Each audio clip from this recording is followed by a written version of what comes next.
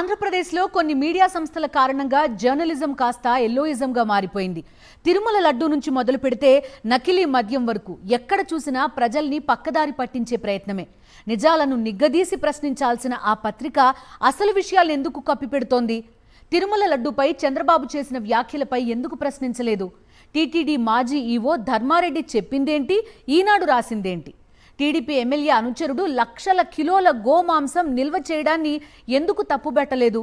పిఠాపురంలో కల్తీ నెయ్యిపై నోరెందుకెత్తడం లేదు? కూటమి నేతల హామీలను క్వశ్చన్ చేసేందుకు పెన్ను ఎందుకు కదలడం లేదు? నకిలీ మద్యం కేసులో నిందితులకు బాజా ఎందుకు వాయిస్తున్నారు? ఇదంతా ఒక ఎత్తైతే జగన్ వ్యాఖ్యలను వక్రీకరించి అంతగా ఎందుకు ద్వేషం వెళ్లగక్కింది?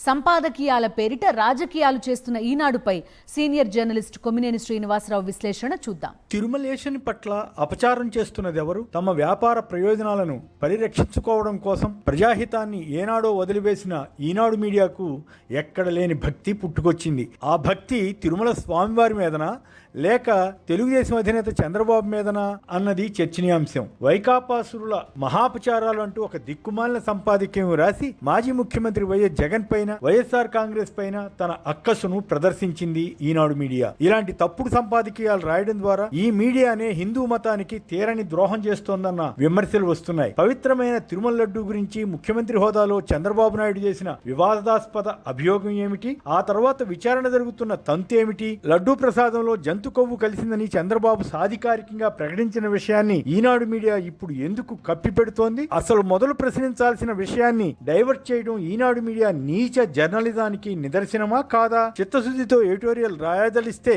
తొలుత ముఖ్యమంత్రిని కదా ప్రశ్నించాల్సింది. ఆ తర్వాత కల్తీ నెయ్యి ఆరోపణలపై రాస్తే కొంతైనా అర్థం ఉండేది. ప్రభుత్వానికి తైనాతీగా ఈ మీడియా వ్యవహరిస్తోంది. లడ్డూలో జంతు కొవ్వు కలిసిందన్న దానికి ఆధారాలేమిటని ప్రభుత్వాన్ని నిలదీయాలి కదా. ఇప్పుడు దానికి సంబంధించిన విచారణ కాకుండా ఏదేదో కల్తీ అంటూ కొత్త కథలు సృష్టిస్తూ అధికారం ఉంది కదా అని ఇష్టం వచ్చినట్లు విచారణ తతంగాన్ని నడిపిస్తే అది స్వామివారి లడ్డూ ప్రసాదానికి అపచారం చేసినట్లా లేక పవిత్రంగా చూసినట్లా? నిజంగానే ఈనాడు మీడియాకు దాని అధిపతి కిరణ్కు అంత భక్తి ఉంటే విశాఖలో టీడీపీ ఎమ్మెల్యే అనుచరుడు ఒకరు లక్షల కిలోల గోమాంసాన్ని ఎగుమతి చేయడానికి గోదాములలో నిల్వ చేయడాన్ని ఎందుకు తప్పుపట్టలేదు? దానిపై ఎందుకు కథనాలు ఇచ్చి ప్రభుత్వాన్ని ప్రశ్నించడం లేదు? అలాగే పిఠాపురం వద్ద దారుణమైన రీతిలో నెయ్యి కల్తీ జరిగితే ఎందుకు ఆ ఊసే ఎత్తడం లేదు? ఒకవైపు టీడీపీ, జనసేన, బీజేపీ కూటమి ఇచ్చిన హామీలను నెరవేర్చలేక ప్రజలను ఏమార్చే పనిలో ఉంటే అందుకు బాజా వాయిస్తూ ప్రభుత్వాన్ని కాపాడడం కోసం ఈనాడు మీడియా వికృత రాతలు రాస్తున్న విషయాన్ని ప్రజలు కనిపెట్టలేరన్నదే వారి నమ్మకమా? ఘోరమైన సంగతి ఏమిటంటే ఎల్లో మీడియా చివరికి నకిలీ మద్యం తయారీదారులకు కూడా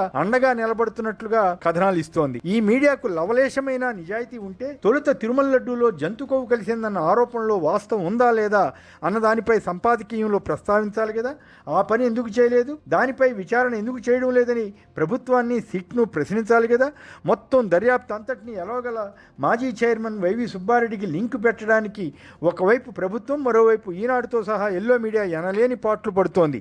ఎవరో ఒకరిని పట్టుకోవడం, వారితోటే ఆ రోజుల్లో అక్రమాలు జరిగాయని వాంగ్మూలం ఇప్పించుకోవడం, తదుపరి తాము అనుకున్న వైసీపీ నేతలను టార్గెట్ చేయడం పనిగా పెట్టుకున్నట్లు ఆరోపణలు వస్తున్నాయి. తక్కువ ధరకు నెయ్యి కొన్నందున అందులో కల్తీ ఉందనే అభిప్రాయానికి వస్తే టీడీపీ హయాంలో 2014-19 ముందు 2014-19లో కూడా అంతకన్నా తక్కువ ధరకు నెయ్యి కొనుగోలు చేశారు కదా. అప్పుడు కూడా ఇలాగే జరిగిందా అన్న దానిపై విచారణ ఎందుకు చేయడం లేదు? టీడీపీ హయాంలోనూ వైసీపీ హయాంలోనూ పలుమార్లు నాణ్యత ప్రమాణాలు లేని నెయ్యి ట్యాంకర్లను వెనక్కి పంపించారు కదా. ఆ కోణంలో ఎందుకు ఆలోచించడం లేదు? దేవస్థానానికి సంబంధించిన ల్యాబ్లు ఎప్పుడైనా కల్తీ అంశాన్ని కనిపెట్టాయా? ఆ మేరకు ఉన్నతాధికారులకు రిపోర్ట్ చేశాయా? అయినా చర్య తీసుకోలేదా అన్న దానికి జవాబు దొరకదు. 2 ఏళ్ల క్రితం పంపిణీ చేసిన లడ్డూ కల్తీ నెయ్యితో చేసిందని చెప్పడానికి మెటీరియల్ ఎవిడెన్స్ ఏమైనా ఉందా? అసలు పాలు సేకరించకుండా నెయ్యిని రసాయనాలతో తయారు చేశారని ఎల్లో మీడియా తాజాగా కనిపెట్టిన విషయం చదివితే ఆశ్చర్యం కలుగుతుంది. అది ఎలా సాధ్యమన్న ప్రశ్నకు జవాబు దొరకదు. బట్టకాల్చి మేద వేయడమే లక్ష్యంగా పెట్టుకుని ప్రభుత్వం, ఎల్లో మీడియా ప్రయత్నిస్తున్నాయని అర్థమవుతుంది. ధర్మారెడ్డి, సిట్ అధికారులకు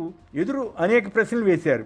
అయినా ఆయన టీటీడీ చైర్మన్ ఒత్తిడి తేవడం బట్టే కల్తీ నెయ్యి కొన్నారని అంగీకరించినట్లుగా ఎల్లో మీడియా రాసుకుంది. ఈ అంశాన్ని సిట్ అధికారులు అధికారికంగా ఏమైనా వారికి వెల్లడించారా? ధర్మారెడ్డి ఒకవైపు తన వాంగ్మూలం గురించి ఒక వర్గం మీడియా అవాస్తవాలు రాస్తోందని చెబితే దాన్ని పట్టించుకోరా?